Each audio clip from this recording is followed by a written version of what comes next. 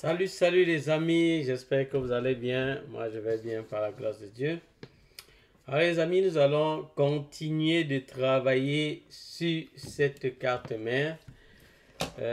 Donc, la fois passée, nous avions vu des choses au niveau de l'alimentation. Je tiens à vous rappeler que cette carte n'a pas de schéma électronique.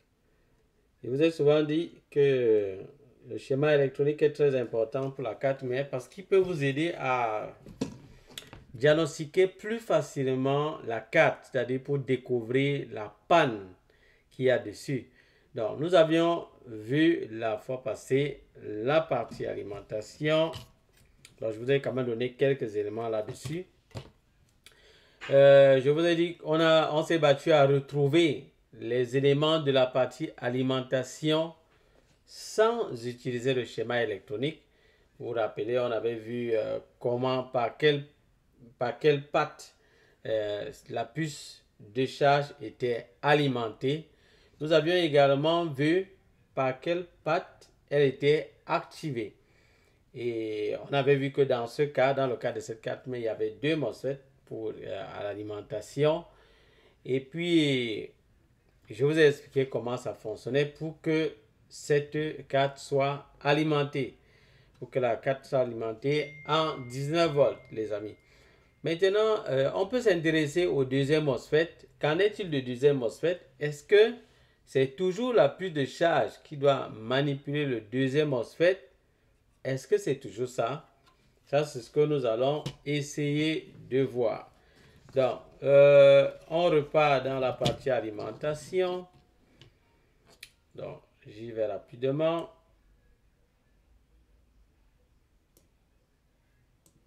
Donc, rappelez-vous, nous avions vu cette partie alimentation.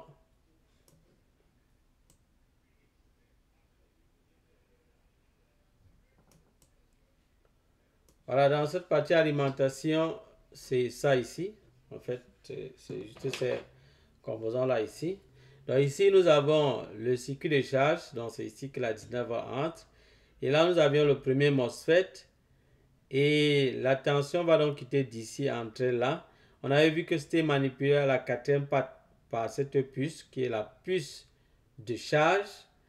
Maintenant, après que la tension 19 volts soit sortie d'ici, ça devrait entrer là. Là, c'est dans le deuxième MOSFET. Alors, ce deuxième MOSFET, il est question qu'on voit, c'est quel type de MOSFET que nous avons ici. D'un. De deux, qui manipule ce MOSFET? Voilà, il y a les deux questions qu'on va se poser. De quel type de MOSFET il est question et ensuite, qui manipule le MOSFET? Et si c'est la première fois que vous nous suivez, vous êtes nouveau, n'hésitez pas de vous abonner déjà avant qu'on ne passe. Donc, mettez pause sur la vidéo, abonnez-vous, likez le contenu, partagez également la vidéo, les amis. Donc, ce deuxième MOSFET, c'est quel type de MOSFET? On a deux possibilités pour savoir ça. On peut se trouver avec, on en a même trois. On peut regarder le numéro qui est juste au-dessus. Si on parvient à le lire, donc parfois, c'est pas toujours évident de lire ça. Mais si on parvient à lire le numéro qui est dessus, tant mieux. Avec ça, on pourra retrouver le schéma électronique.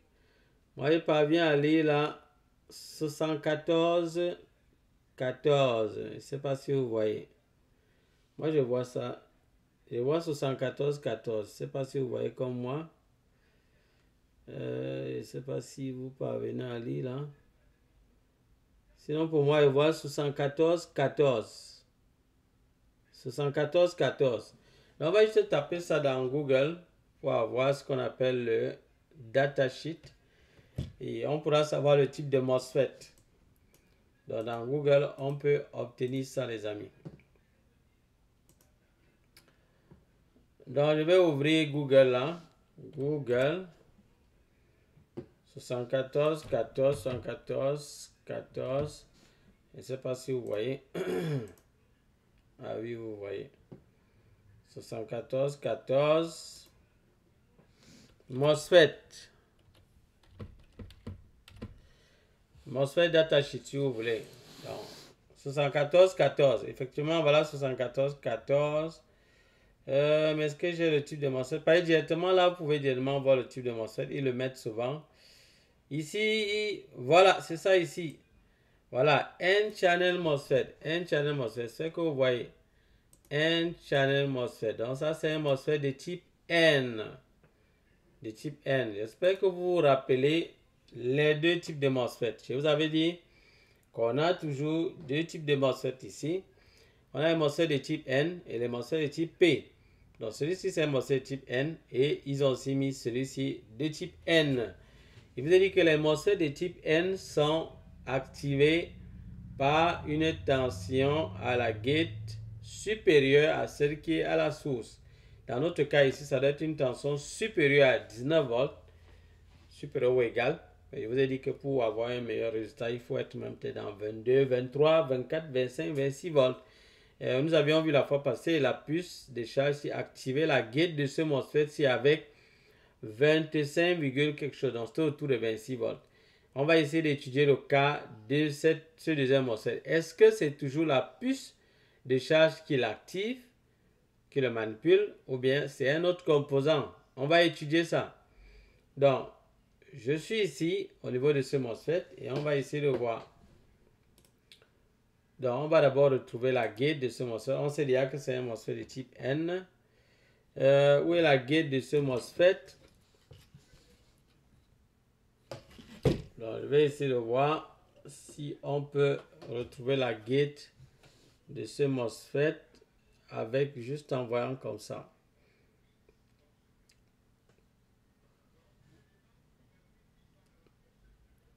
Voilà, j'ai envie de regarder la piste pour voir si à partir de la piste ça peut directement se voir. Oui, je ne sais pas si vraiment. Oui, je crois que c'est ça. Je suis en train de suivre un peu là. Pour qu'on voit là où il y a la première patte, vous savez, la gate, c'est la quatrième patte là. Et vous voyez qu'on a bien la première patte ici. Donc, on peut déjà savoir où est la gate. Regardez. Là, au-dessus, là, si vous voyez bien un petit point. Je ne sais pas si vous parvenez à voir. Il y a juste un petit point là. Regardez, il y a un petit point ici. Et regardez sur la piste également. Je vous ai dit, il y a un petit coin qui a été fabriqué là. Pourtant, des autres côtés là, c'est juste des traits. Un trait blanc, un trait blanc, un trait blanc. Mais ici, c'est deux traits. C'est un trait, c'est vertical et horizontal. Sous forme de coin. Donc, ça nous permet de voir, c'est la première patte ici. Et là, si on a la première patte, ça veut dire que c'est la patte 1, 2, 3. Les trois pattes ci doivent être ensemble. C'est ce qu'on appelle la source. Et la patte qui est là seule, c'est ce qu'on appelle la gate. Donc, c'est ici que le MOSFET sera manipulé pour laisser passer, pour que la tension qui est d'ici à là. Donc, c'est ça. Maintenant, on doit se poser la question, c'est qui manipule ça? On sait déjà que ça, c'est le MOSFET de type N. On va voir qui manipule ce MOSFET. On va voir ce qui nous intéresse actuellement. Qui manipule ce MOSFET? C'est ça qui nous intéresse. On va se battre à trouver, obtenir la réponse. Alors, on y va. Alors, qui manipule ce MOSFET? On va se servir du multimètre. Le multimètre va vraiment nous aider. Le multimètre va nous aider à obtenir la réponse. Oh, fameux multimètre. Tu nous aides vraiment tant là. Bon, le multimètre nous aide vraiment beaucoup. Moi, souvent dit aux gens, ne perdez pas trop le temps pour vite vous acheter des gros matériels et tout. Vous n'avez pas besoin de ça. Vous pouvez commencer avec un peu de matériel là et puis vous faites beaucoup de merveilles. Il y a beaucoup de nos stagiaires parfois qui se forment chez nous, qui payent nos formations payantes. Et ils commencent avec juste le multimètre et quelques cartes mères. C'est vrai qu'il y a d'autres qui arrivent là avec beaucoup de matériel. Mais d'autres commencent comme ça. Et puis, avec la connaissance qu'on leur donne, ils parviennent à réparer des ordinateurs. Et puis, ils obtiennent de l'argent. Et puis, ils continuent de payer leur matériel sans aucun souci. Donc, on va regarder qui manipule la gate là. On va donc toucher la gate. Je vais mettre en mode bip, en mode continuité. Quand je vais toucher les deux comme ça, ça bip. Donc, je mets dans l'une des sondes sur la gate et j'essaie de voir est-ce qu'ils sont manipulés? Est-ce que les deux s'ils sont manipulés par le même composant? On avait vu l'autre fois que c'était la puce de charge, la puce de charge qui est juste ici, qui manipulait celui-ci, le premier MOSFET. Maintenant, le deuxième, qu'en est-il du deuxième? Donc, je vais juste toucher ici pour voir qui manipule le deuxième. Si ça bip avec la gate de l'autre, c'est que c'est toujours le même composant. Et ça bip. Ça bip. Donc là, ça veut dire que c'est trop facile là. C'est facile. Ça veut dire qu'en fait, c'est la même puce ici, la puce de charge, qui manipule et ce MOSFET et celui-ci. Les amis, c'est pas comme ça dans tous les cas. Donc, c'est cette même puce qui manipule les deux ici à la fois. Donc, c'est ce qui se passe ici. Donc là, c'était trop facile. C'était trop facile. Ok, les amis, je vais maintenant vous expliquer. Une fois que la tension sort d'ici, c'est-à-dire ça sort de ce premier MOSFET, de ce deuxième MOSFET, pardon. Lorsque ça quitte le deuxième MOSFET, ça quitte de là, ça vient ici, ça quitte ce deuxième MOSFET, ça doit aller où? Ça quitte d'ici, ça part à la résistance de charge, les amis, la résistance de charge. Comment est-ce que je sais que ça arrive là? Je mets en mode bip. Ça va quitter d'ici, regardez là. Et ça tombe ici, là, regardez. Vous voyez, ça bip. Ici, je mets en mode diode. J'aurais du 0, 0. Moi, j'aime le mode diode. Ça met 0, 0. Vous avez vu? 0, 0, 0, 0. J'espère que vous voyez.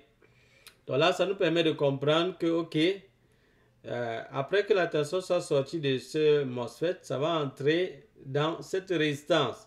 Alors, cette résistance, sa valeur, c'est là, c'est combien? C'est 0,01 ohm. Donc, ça dit ça tend vers 0 ohm. Donc, on peut voir la valeur en ohm. Ça tend vers 0 ohm. Donc, en fait, c'est pour ça que ça va crier toujours en continuité. Et c'est pas gâté, les amis. Donc, je mets là, on aura la valeur de la résistance. C'est 0,6 ohm. Bon, c'est pas la valeur exacte, juste. C'est juste parce que on a eu à... Il y a d'autres composants qui l'influencent, quoi. Du coup, sa valeur ne peut pas être exactement ce qu'on aurait souhaité avoir. Donc, maintenant, on va voir où est-ce que cette tension part. Et je vais d'abord voir est-ce que cette tension est la ligne principale d'alimentation. Donc, je vais examiner ça, voir. Donc, à partir d'ici, je vais mettre l'une des sondes ici. Et avec l'autre sonde, je me balade sur la carte. Pour pouvoir savoir si c'est la ligne principale d'alimentation. Donc, regardez, je vais juste mettre en mode continuité pour le savoir. Dès que je mets ici, donc je vais vérifier si ça c'est la ligne principale parce que ce n'est pas toujours la ligne principale d'alimentation ici. Donc, je vérifie ça. Là, je vais mettre là, si ça bip, c'est déjà une très bonne chose. Je vais voir si ça bip un peu partout. Là, ça bip, c'est déjà quelque chose de bien intéressant. Je vérifie encore ailleurs. Là encore, ça bip, c'est encore intéressant. Ça, c'est déjà une très très bonne nouvelle. Là encore, ça bip, encore super intéressant. De ce côté encore. Là encore, ça bip, c'est encore super intéressant. Est-ce qu'il y a encore un autre endroit? Non, je crois que c'est bon comme ça. Peut-être encore une zone où là? Je crois que c'est bon. C'est pas mal déjà bon. Déjà, le fait que ça bip déjà tout ici, là. Ah oui, il y a encore ici, juste ici. Ah, peut-être vous ne voyez pas. J'ai une autre petite zone encore que j'ai vue là, où on peut encore vérifier pour voir.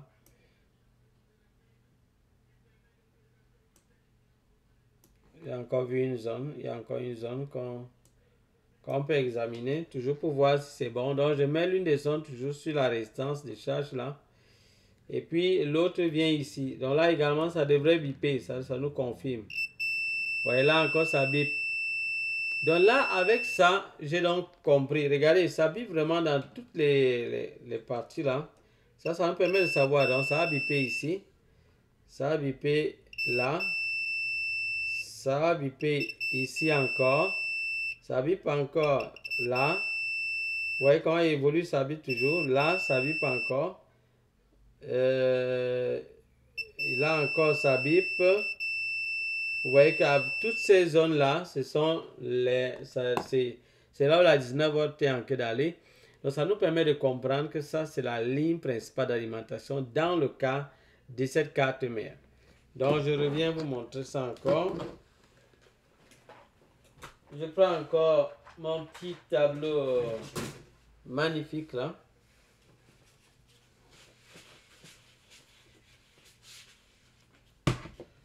Donc, je vais vous montrer, vous expliquer ça, ce qui se passe, mes amis.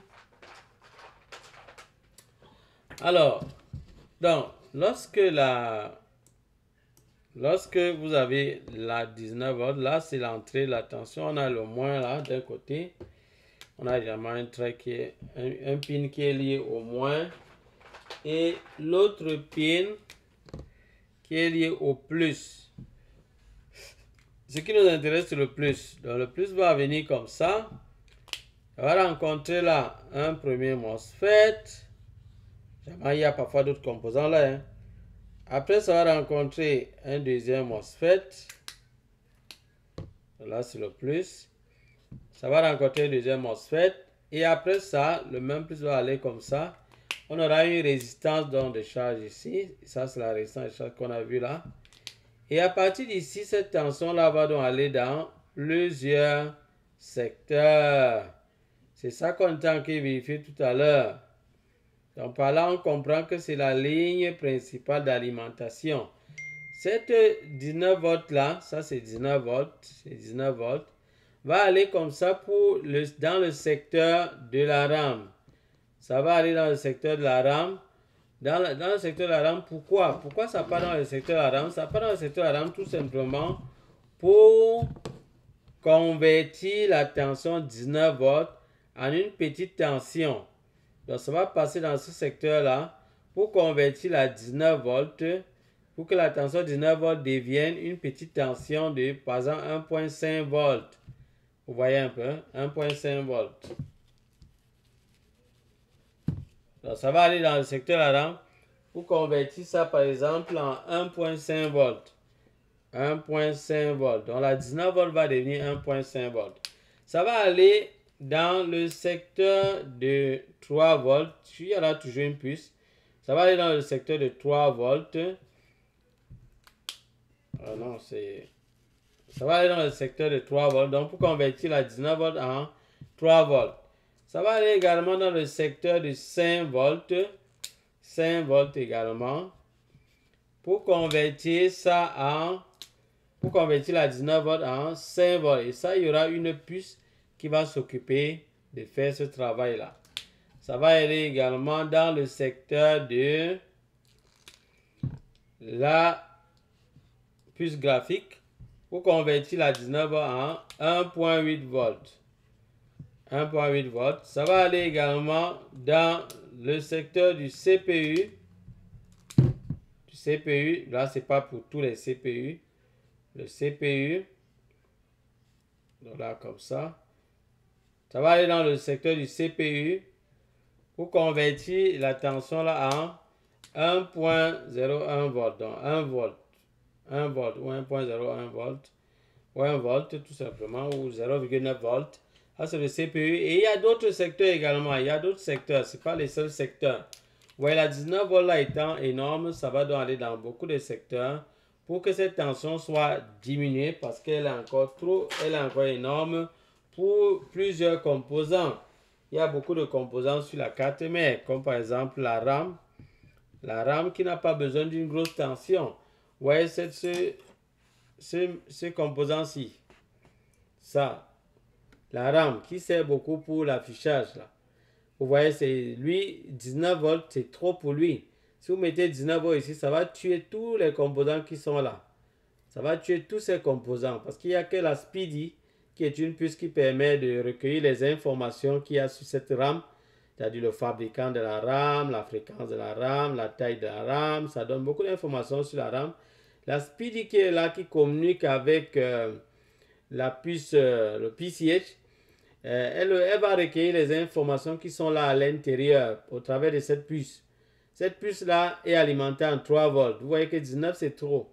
Et maintenant la RAM en elle-même est alimentée dans ces terminaisons et à un autre niveau également vers le centre. Là vous aurez une tension d'1.5 volts si c'est du DDR3. Et vous aurez également des terminaisons là dans la moitié de ça, donc 0,75 de tension VTT, qui sont des 0,75 volts. Vous voyez donc que la RAM n'a pas besoin de 19 volts. 19 c'est trop. Donc voilà pourquoi cette tension va aller là et il y aura des puces qu'on appelle des circuits intégrés qui vont convertir ces 19 volts en cette tension de 1.5 volts qu'elle va pouvoir consommer sans aucun problème et bien fonctionner. Donc vous voyez, c'est important les amis, c'est important. Donc voilà déjà la situation qu'on a ici. Maintenant, on se dirige où? Maintenant après ça. Donc on va revenir dans cette carte là pour voir. On a déjà pu détecter quelque chose d'intéressant là. Je crois que vous êtes d'accord avec moi que c'est intéressant ce qu'on a pu voir. On a pu voir que cette ligne principale d'alimentation, c'est la résistance de charge. C'est la résistance qu'on a de ce côté-là. On a ce qu'on a ici. La résistance de charge qu'on a vu là-bas, c'est ça. C'est la ligne principale d'alimentation. Maintenant, on peut se poser la question, où est-ce que cette tension va aller? Dans le secteur, par exemple, de la 3 volts, 5 volts. Où est ce secteur ici? Où est-ce qu'on a ces deux bobines? Parce qu'on a beaucoup de bobines ici, mais où se trouvent les bobines de 3 volts, 5 volts? La plupart du temps, ce n'est pas proche du processeur. J'ai dit la plupart du temps, je n'ai pas dit tout le temps. C'est généralement un peu éloigné comme ça, dans cette zone-ci. Je crois qu'on avait même déjà examiné ça. Les tensions de 3 volts et 5 volts, c'est les deux bobines-ci. Ces deux bobines. Je ne sais pas si vous voyez. Voilà, les deux bobines que vous voyez là, c'est ça, 3 volts et 5 volts. Ça et ça. C'est 3 volts et 5 volts. Maintenant, nous allons essayer d'identifier pour nous là, quels sont les composants qu'on aura là-bas. Je vois déjà ici deux puces. Ça veut donc dire que dans ce cas-ci, il y a deux puces qui s'occupent de ça. Donc, on a une puce qui sert à faire sortir la 5 volts. On a une autre puce qui sert à faire sortir la 3 volts. Donc, les deux là, l'une c'est 3 volts, l'autre c'est 5 volts. Il y a deux puces ici. Mais il y a d'autres cas où ce n'est qu'une seule puce qui manipule les deux à la fois. Mais ici, ils ont mis deux puces. Alors, comment ça va se passer? Bien évidemment, les amis, ces deux puces-là, pour fonctionner, doivent être alimentées. Nous n'avons pas de schéma électronique ici. Comment est-ce que nous allons faire pour savoir si elles sont alimentées ou comment elles sont alimentées? Elles doivent être également activées. Il nous faut également savoir est-ce qu'elles sont activées. Nous n'avons pas de schéma électronique, nous n'avons pas de board view. Et maintenant, enfin, savoir comment est-ce qu'elles fonctionnent. Est-ce qu'il y a d'autres paramètres à intervenir là-dedans? Déjà, j'aimerais vous dire, ici, je vous donne vraiment des notions vagues. Même si ça vous aide, c'est tant mieux, mais sachez que pour vraiment approfondir, si vous voulez vraiment bien vous en sortir, nous vous conseillons à Avenir Computer Repair de choisir l'une de nos formations. La formation de base, qui est déjà à 97 €, elle est vraiment bonne pour quelqu'un qui n'a aucune idée concernant les composants électroniques et tout. Il ne sait vraiment pas quoi par rapport à ça, il ne sait pas ce que c'est. Et nous avons après la formation moyenne qui coûte 199 € qui permet vraiment d'aller dans tous les secteurs de la carte mère et vous montrer vraiment comment tout ça fonctionne de manière claire et nette en répondant à vos questions, en vous aidant vraiment même de manière pratique, c'est-à-dire face au cas des cartes mères que vous avez en difficulté chez vous, nous vous assistons pour que vous puissiez dépanner vos cartes mères. Et la dernière qui est la formation pour devenir expert qui coûte 1000 €. Celle-là, c'est vraiment si vous voulez être vraiment pointueux jusqu'à dépanner les pannes les plus complexes sur ces cartes mères. Là, c'est la formation pour devenir expert qui coûte 1000 €. La bonne nouvelle que j'ai à vous donner, c'est que Avenir Computer Repair vous offre la possibilité de bénéficier d'une semaine de formation gratuite. Le lien est dans la barre de description. Pour vous qui êtes passionné par ce domaine de la réparation des cartes mères d'ordinateur, vous faites dans l'informatique, vous avez vraiment besoin de cette connaissance pour vraiment aller de l'avant. parce que vous étiez peut-être trop limité avec le software et vous n'avez vraiment aucune connaissance dans le hardware. C'est vraiment une occasion qu'Avenir Computer Repair vous donne. Vous bénéficierez d'une semaine de formation gratuite. Entrez juste dans le lien, dans le groupe WhatsApp. Le lien est dans la barre de description. Je tiens à vous préciser que durant cette semaine, nous allons travailler avec vous sur plusieurs aspects sur la carte mère et nous allons vous donner la possibilité de pouvoir répondre à nos questions. Et avec vos réponses que vous allez donner pendant qu'on sera en train de travailler dans les cours sur la carte mère, ça va nous permettre d'évaluer vraiment votre niveau réel. Savoir vraiment à quel niveau vous êtes concernant ces cartes mères. Et ceci va nous permettre de savoir quelle est l'option, la meilleure option parmi ces trois offres, la meilleure option pour vous, les amis.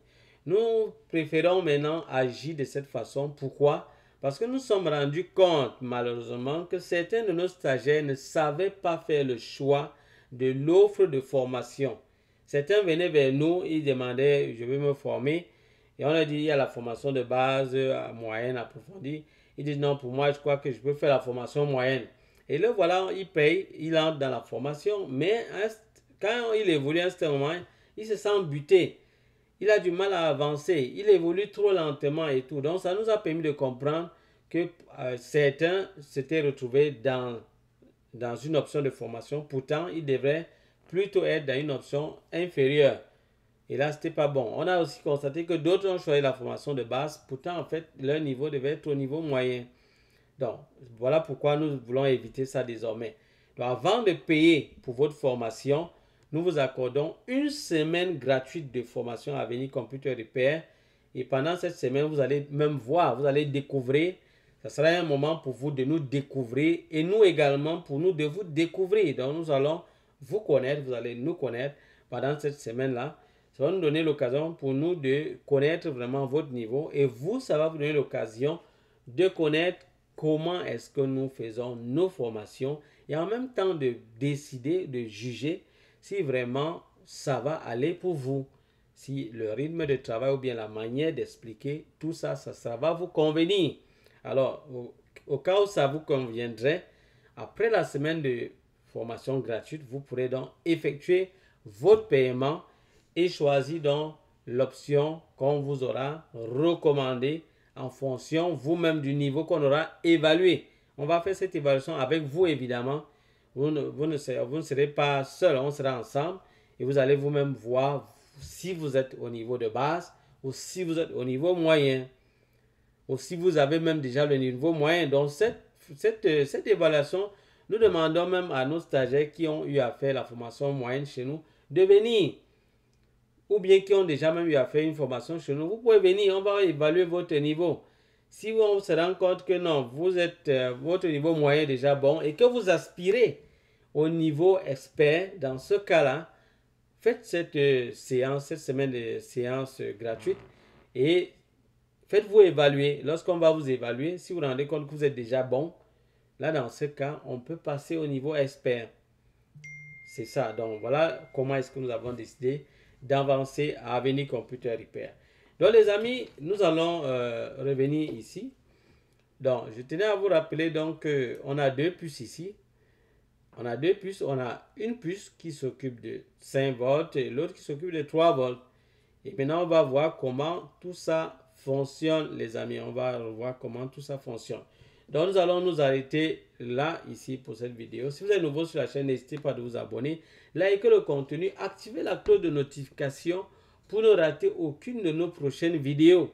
Et si vous nous suivez du Canada, sachez qu'à Avenir Computer, chez Avenir Computer Repair, vous pouvez réparer vos ordinateurs, que ce soit un problème logiciel ou matériel. Sollicitez-nous tout simplement. Notre contact, vous le trouverez là, loin, au-dessus là. Vous allez voir. Vous allez seulement nous contacter, soit nous envoyer un mail ou un message ou bien nous appeler et nous allons vous dire comment vous allez faire. Si vous appelez, nous ne décrochons pas, s'il vous plaît, passez par le mail ou bien par le message et donnez-nous les informations concernant votre ordinateur, qu'est-ce qui ne tient pas dessus, qu'est-ce qui ne va pas.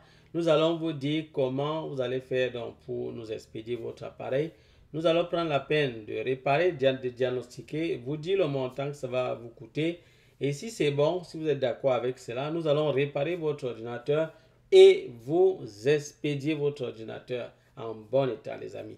Et les ordinateurs que nous dépannons sont garantis. Ça veut dire que s'il y a n'importe quel souci et que cela ne vient vraiment pas de vous, ça veut dire que c'est quelque chose qui est toujours dans la même zone que où nous avons réparé, là, sachez que nous allons résoudre le problème pour vous. Vous n'aurez plus à payer. Mais déjà, je dis cela juste pour vous assurer quoi, que l'ordinateur est garanti, le dépannage est garanti. Donc, il n'y a pas de souci à ce niveau-là. Voilà les amis, je crois qu'on va s'arrêter là pour cette vidéo. Et on se dit à bientôt pour d'autres vidéos. Bye bye.